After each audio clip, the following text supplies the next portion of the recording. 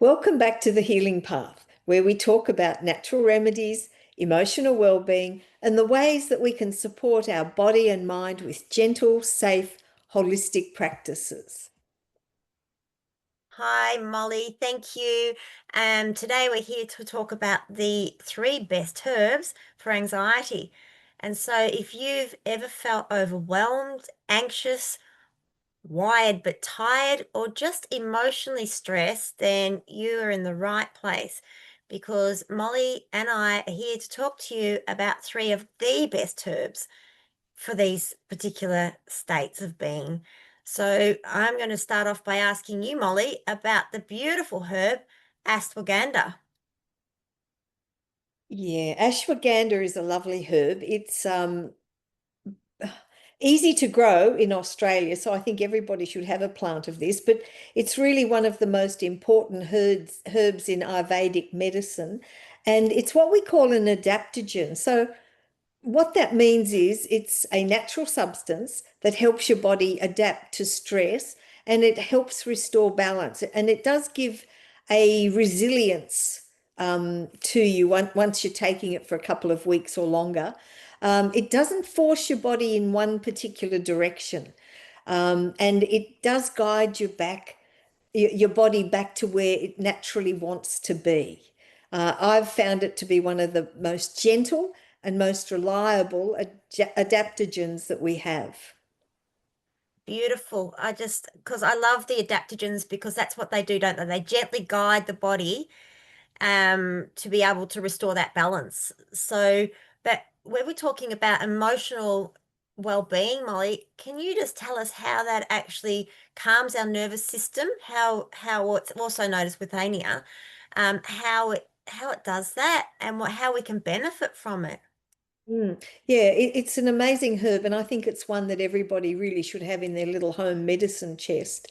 Um, it One of its main benefits is that it helps to lower cortisol, which of course you know is the stress hormone. And when your cortisol level stays high, you feel a bit anxious, jittery, and quite exhausted. So ashwagandha lowers that stress response, and it helps your body switch into a much calmer state. And people often describe it like they're feeling like someone turned down their internal noise, and the feelings of nervousness and being a bit jittery just seem to fade away. I think we should put it in our drinking water. I We think could we all should. we could all have a good dose of ashwagandha and chill out. Um, so it doesn't give you that spike of energy so much though. It sort of calms everything down. Is that right? So our energy flows more smoothly through our nervous system. Yeah, And it does. yeah. It supports your energy without overstimulating you. So like caffeine and other stimulants, you get spiked with it, but ashwagandha doesn't do that. It gives you a steady energy, and it really helps you feel far more resilient and just emotionally more stable. It tends to nourish the adrenal system, so your body can handle life's demands much more easily. Beautiful. And I also know that it helps with sleep. Is that same principle with because it helps relax the nervous system?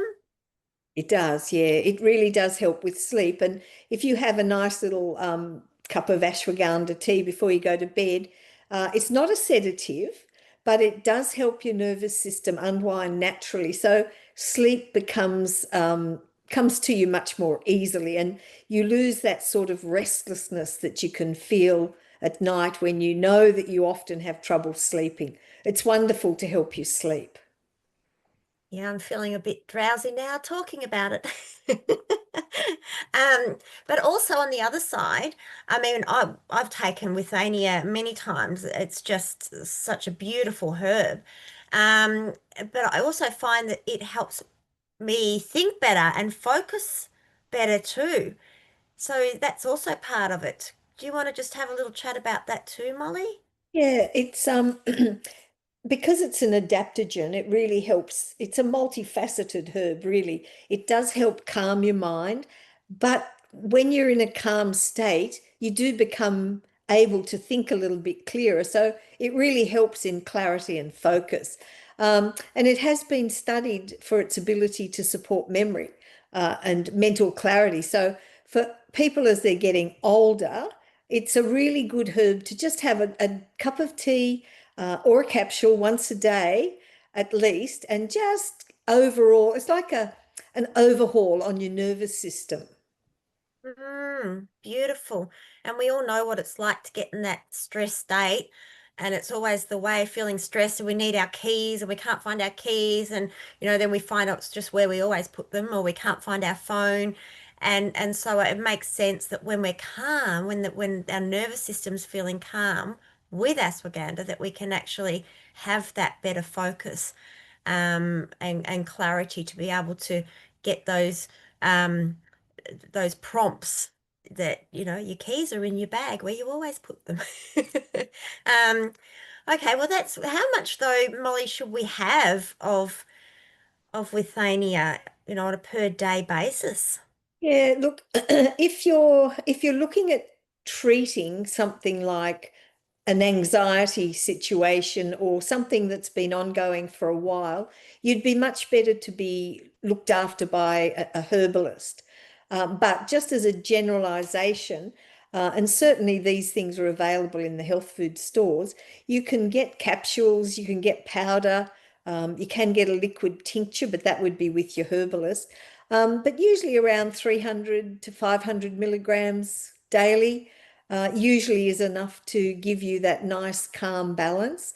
Um, and if you are breastfeeding or you're pregnant, always check with your healthcare professional. Go to your herbalist or your naturopath, um, because you just need to be sure of what you're putting into your body.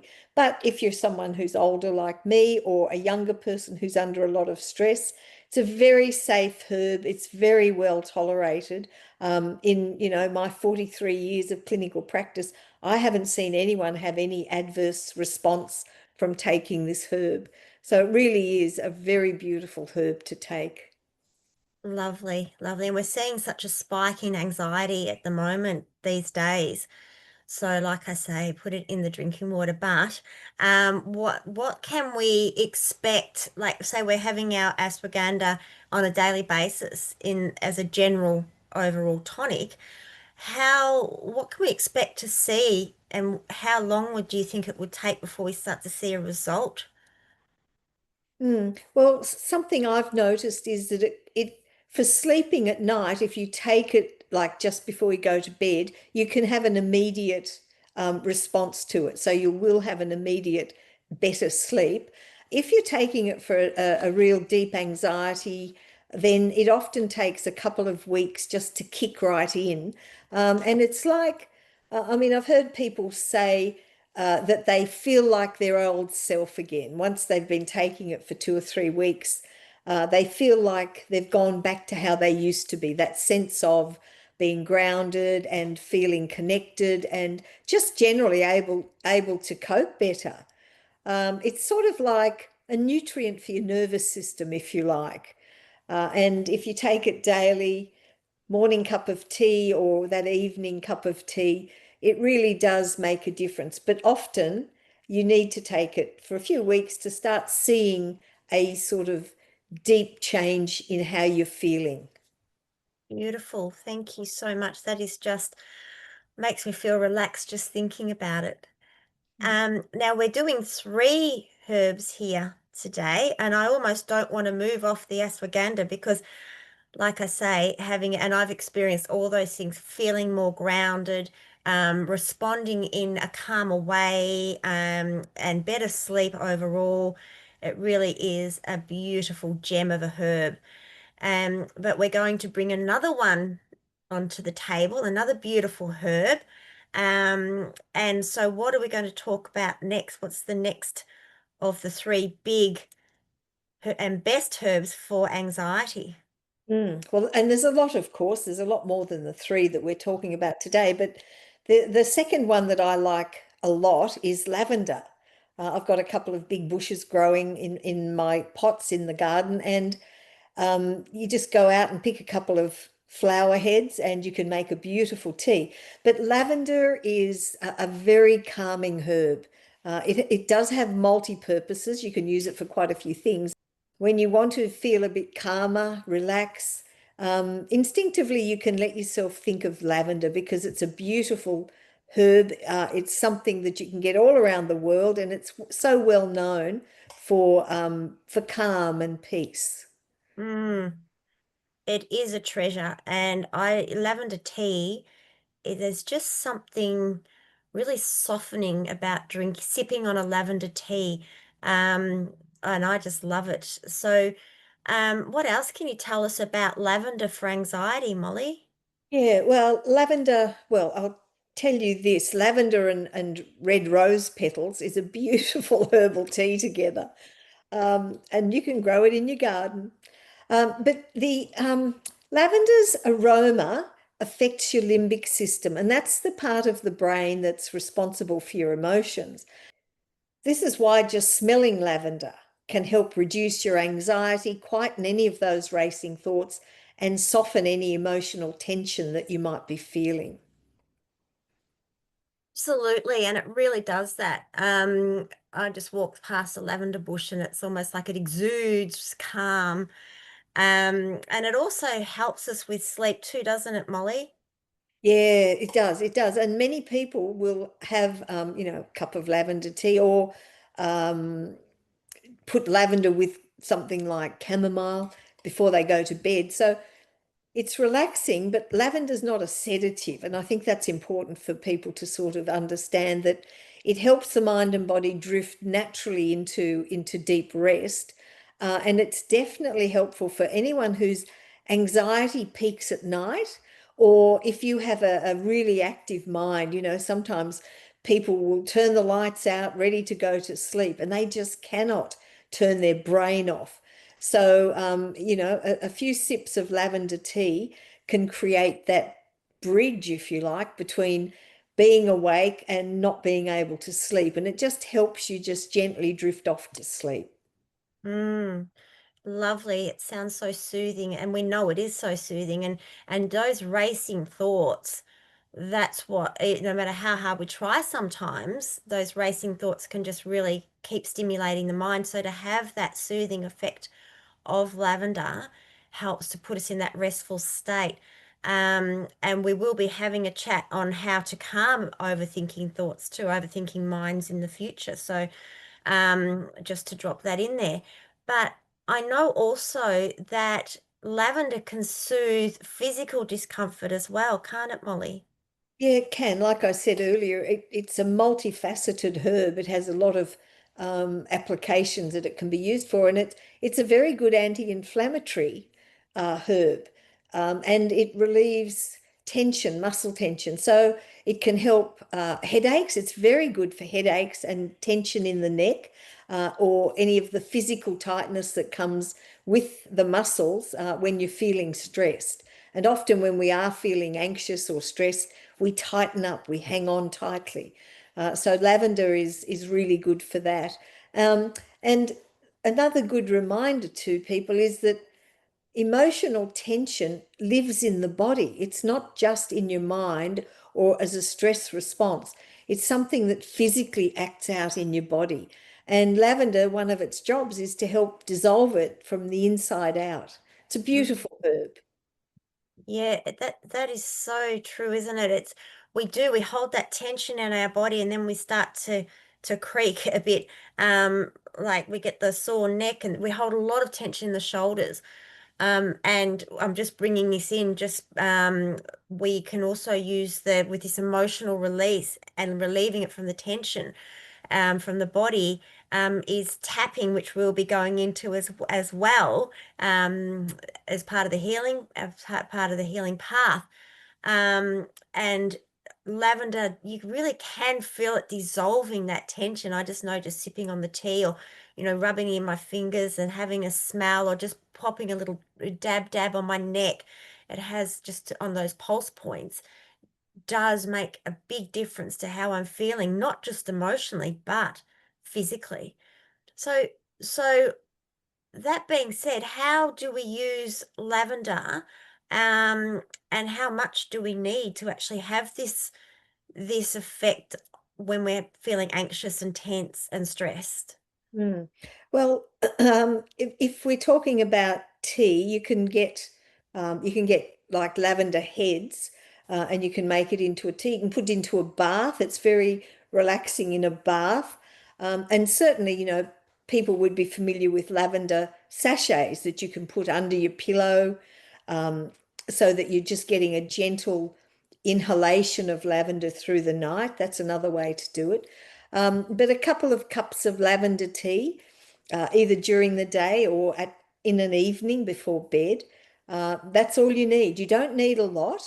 Having too much can be a little overwhelming sometimes because some of the herbs, even though they're relaxing, and lavender and chamomile fit this category. If you have too much of a good thing isn't always good, right? So if you are having too much lavender, it can actually become a bit of a stimulant. So it's important to remember less is more, but 1 or 2 cups a day, no problem at all. Beautiful. Um, well, it just sounds so beautiful because what we're doing is we're offering these unique ways of supporting the emotional and the physical self to quieten the mind and just loosen the body and bring the nervous system back into a place of calm and balance, which doesn't, when we're in an anxious state, it's firing all over the place. So in times of stress, anxiety, and emotional overwhelm, that we all experience at some times, then this herb is definitely one that we need in our toolbox, in our herbal remedy cabinet, and to help us find our center again. How about we just imagine sitting in a peaceful room, with a soft lavender scent floating through the air, and just breathing in slowly and letting our shoulders relax and release, and allow your thoughts to soften and be in this quiet moment with lavender, not by force, but just by a gentle, natural harmony. And if we can do that and create that calm space in our minds, then it becomes a place that we can go back to in those moments. We almost create our own anchor, by practicing these small little moments. And then we have it as a rescue remedy, as you like, if you like, when we do feel that spike of anxiety. And so have you got anything else you would like to say about lavender before we move on to the next best herb for anxiety? No, I think that was lovely, Sandy. Yeah. No, I think that's it for lavender really in terms of anxiety and just relaxing. But as we move into chamomile, um, remember you can add these together. So you could certainly put lavender and chamomile together, a couple of rose petals, and you could even put your withania or your ashwagandha in with it and have a lovely little concoction of healing herbs. So as we move into chamomile, everybody will be pretty familiar with chamomile. It's very easy to get. It's in the supermarkets as tea bags, and it's a very calming herb. But again, do remember if you have too much, so if you're having 6 or 8, 10 cups of chamomile tea a day, it can actually stimulate you rather than relax you. So just remember that. And chamomile is very relaxing. It relaxes the whole of your nervous system, and it's it's really very gentle, but it's not a weak herb. It's gentle, but it's strong, and it does create a really deep healing. It doesn't numb you, but it supports you. It whispers to the nervous system. It's like a little messenger saying, it's okay, you can relax now. And it helps to soften, the internal tightness that anxiety creates as you sort of hang on to your muscles and tense up. So, especially in the chest and the stomach and throat area, it really does support the relaxation of these muscles. It's certainly one of our trusted remedies for sleep. It's a common herb that people use for sleep, and it's great for kids. Kids often really enjoy having a cup of chamomile tea, and it really does help settle them. Um, so if you lie awake at night and you've got your busy mind, like with lavender, this is a great herb to take before bed. Or if you wake during the night, this is a good herb to take as well. Just, you can even have um, a glass of chamomile tea. And yes, it'll go cold during the night, but you can just wake up and have half a cup of tea, and you'll find that you'll just drift back into a very calm sleep. Lovely. I just feel so soothed when we speak of chamomile. It also brings joy to me, chamomile. But with anxiety, that tightness in the chest and in the tummy, like where often people who experience anxiety get that restlessness in the stomach, like they feel it in their tummy, they've got tummy aches and pains and everything that goes with the anxiety. And I know that chamomile also helps to soothe the digestive system where our emotions live. Yeah, I know. It's like a lot of people don't realize how very close the gut and our emotions are connected. And chamomile has been used for centuries to calm digestive issues. So bloating, cramping, indigestion. It's very, very useful. And when these symptoms, especially, are linked to, you're having a stressful time at work, or your life's just a bit of stress at the moment, or you're worried about things, chamomile is very soothing and it helps settle the gut. And that's one of the reasons I have it. If I've been out and eaten, a few things that I might not normally eat when I'm out, I come home, I have a chamomile tea before I go to bed, because it really does just eases that tension and stress in the gut, and it does have anti-inflammatory properties and the muscle relaxing properties. So not only with the gut, but with the gut and the emotion link, we get some tension headaches, or again, the tight shoulders. We tighten our muscles. So chamomile also helps relax these areas of the body. It's it's sort of like a full body exhale in herbal form, where you just breathe out all the tightness and the anxiety. It's a very beautiful herb. I'm breathing as you're saying that, Molly. I can feel everything relaxing. So we spoke about tea. How else can we use chamomile? Well, there's quite a few ways you can get a tincture through your practitioner. You can have a bath in it, or something that's good to use that I've used a lot in clinical practice is using herbal compresses. And we'll talk about a few different herbs that you can use for all sorts of health issues. But a chamomile compress held over the stomach really does help to soothe any tension there. So you get basically your dried chamomile herb. You need two pieces of fabric, bandage or something, and you put the herb in between it, and then you moisten it with warm water and just pop it over the stomach area. And it really does soothe that area. You can also use that on the back of your neck or on your forehead for headaches. And it just helps relieve the tension. And even though chamomile doesn't have a strong smell, just the gentle inhalation of the chamomile helps to relax you. Beautiful, Molly. I'm just picturing myself with my chamomile, just breathing slowly, which is really good to calm anxiety, listening to some soft music, and even just journaling really gently, because that really helps to release a lot of that emotional tension that we hold when we have got anxiety. So, what else can you tell us, Molly, about why chamomile does work so deeply? Well, because it really is one of our most grounding and comforting herbs, specifically for the anxiety, stress, sleep, overwhelm, it's certainly been used for, well, centuries for sure. And it's very good for the elderly. It's healing, it's soothing, it's anti-inflammatory.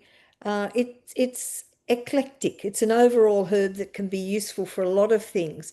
And it's definitely one to have in your little herbal medicine chest. Oh, 100%. So I'm just thinking, Molly, how about we do a moment of chamomile calm? Yes, And that sounds good. so, and just imagine ourselves holding a warm cup of chamomile tea in our hands and feeling the warmth just flowing through and breathing in that sweet, gentle scent and noticing how it goes into our whole system, relaxing, calming, and feeling the medicinal qualities of chamomile, just nurturing deeply and offering quiet reassurance that you are okay. And just breathing that in, taking a nice deep breath in through your nose and exhaling gently out through your mouth. So, Molly, have you got any final thoughts on the beautiful chamomile? No, I think that's about it. I mean, I think it's a herb that is utilized well in this country, and people do understand how calming it is. I think perhaps they don't realize that it has quite a variety of functions in the body, and uh, just to calm an overactive mind, to calm the stomach if it's overactive or not performing as well as it should. Get your chamomile, have it in your cupboard because it's a beautiful herb and it really will help relax you. Absolutely. I'm relaxed just talking about it.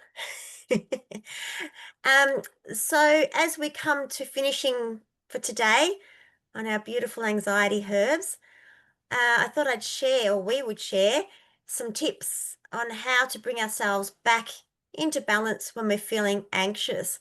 When anxiety rises and the mind races, what we can do to bring ourselves into a place of calm and feeling more grounded. And that can just begin by placing your hand over your heart and inhaling in through your nose, nice and gently, and exhaling out through your mouth. And then again, in through your nose, nice and gently, and exhaling out through your mouth. And one more, inhale through your nose and exhale out through your mouth. Just 3 deep breaths can make a world of difference and help to restore the natural flow of breath, which helps to calm the anxiety. And another method or another tip is to break the cycle of what if thinking. When we're what if thinking, our mind is racing ahead with all these things that could and might and all these happen, but at this moment right now, that's not happening. And anxiety thrives on that future-based thinking. So just bring yourself back and ask yourself this very simple question, and is what do I know to be true right now? And what's true right now is that you are here in this present moment, and just take a nice, deep, reassuring breath and stabilize yourself, anchor yourself into your breath. And just do that. And that starts to train your mind that when it feels that anxiety racing off, it trains your mind to come back into the present moment and be centered in the right here and right now. And anxiety will then start to quieten down. And so, and another tip number 3, is to support your nervous system daily. And we can just do things, it doesn't have to be a big thing, and it can be incorporated into your daily life, not as an extra. And that can be as simple as just going on a very brief walk in nature, even if you walk out of your door and go and stand by a tree. Drink your teas, the beautiful herbal teas that we've shared. Can be a priority in your day. Go and buy some nice herbal tea bags and have them there for you to have whenever you're feeling that anxiety rising. Journaling, Molly and I love journaling. We've written journals, and it is just it benefits anxiety just so beautifully, because what we're doing when we journal is we're bringing all those thoughts that can become a big tangle of confusion, and we're putting it on paper, and it makes it tangible. And when we're viewing it from that space, we're actually getting a different perspective from it as well. And instead of it just being floating around in our mind, we're actually bringing it down into the physical and giving it a place to rest. We talked about mindful breathing. That's so important. And even some stretches. Just do some gentle stretches and notice how the anxiety is able to release itself more easily through the physical body. And reducing stimulants, especially towards the end of the day, if you find that you get more anxious towards the end of the day, towards the evening, then limit caffeine and sugar and those sorts of things at that time. And we're going to be sharing EFT, which is a wonderful tool for relieving anxiety. So that's coming up too. So these small habits that can become part of your day, it doesn't have to be an extra, can really help to calm anxiety. So thank you all for being with us today. Molly, have you got anything else that you'd like to share? Um, just on journaling. I mean, I think that's one of the most important things we can do for our mental health and to just keep ourselves calm and balanced. Every day, even if all you do is 5 minutes of journaling, do something because it really does make a big difference. And the other thing is have your herb teas available. Always have them around because the minute you start to feel a bit anxious, if you have a chamomile or some lavender or you've got your ashwagandha, when you take it, it does settle you. And these things really help to change what happens in your day. But for me, journaling's number one. It really does make a big difference. And you sit and journal with a chamomile tea, what a start to the day. Absolutely, Molly. Thank you. And thank you for bringing your amazing wisdom that you've collected over all these years and your wonderful experience. I so value our time together every time we share our time, and thank you all for being here with us today. Yeah. Thank you very much, everyone.